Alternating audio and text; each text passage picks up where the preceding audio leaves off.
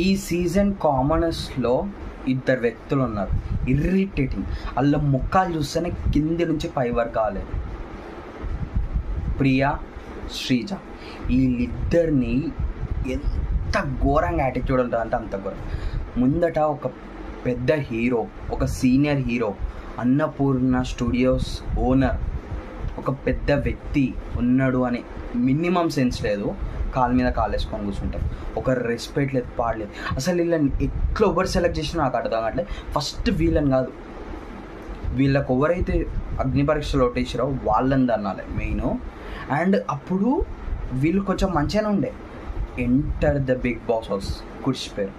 And వీళ్ళని స్వయంగా కొంతమంది వ్యక్తులు తీసుకొచ్చారు చూసినా, అగ్ని పరీక్ష జడ్జిలు. వాళ్ళని కూడా గట్టిగా వేసుకోవాలి. ఇట్లాంటి వాళ్ళని ఎట్లా సెలెక్ట్ చేశారో నాకైతే అర్థమవుతుంది. ఇట్లా వీళ్ళిద్దరిని చూస్తూ ఉంటే చిల్లర్, ఏక్ నెంబర్ 1 చిల్లర్ వాళ్ళు అట్లా అనిపిస్తారు వీళ్ళిద్దరు.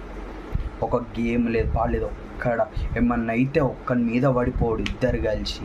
ఇదా నాకు నిజంగా చెప్తున్నా కదా, కొన్ని సీజన్లో కొంతమంది నోరులు ఉంటాయి, వీళ్ళతో పోల్చుకుంటే వాళ్ళు కొంచెం బెటర్ అనిపించారు ఫస్ట్ టైం. నిజంగా చెప్తున్నా, వేరే సీజన్లో చాలామంది ట్రోల్ అయ్యారు వాళ్ళ గొంతుల వల్ల, బట్ వీళ్ళతో పోలిస్తే వాళ్ళు కొంచెం బెటర్ అనిపించింది.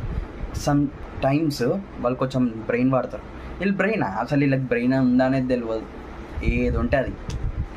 వీళ్ళిద్దరు ఎంత జల్దీ పోతే అంత మంచిది బిగ్ బాస్. మీకేమనిపిస్తుంది కింద కామెంట్ చేయండి.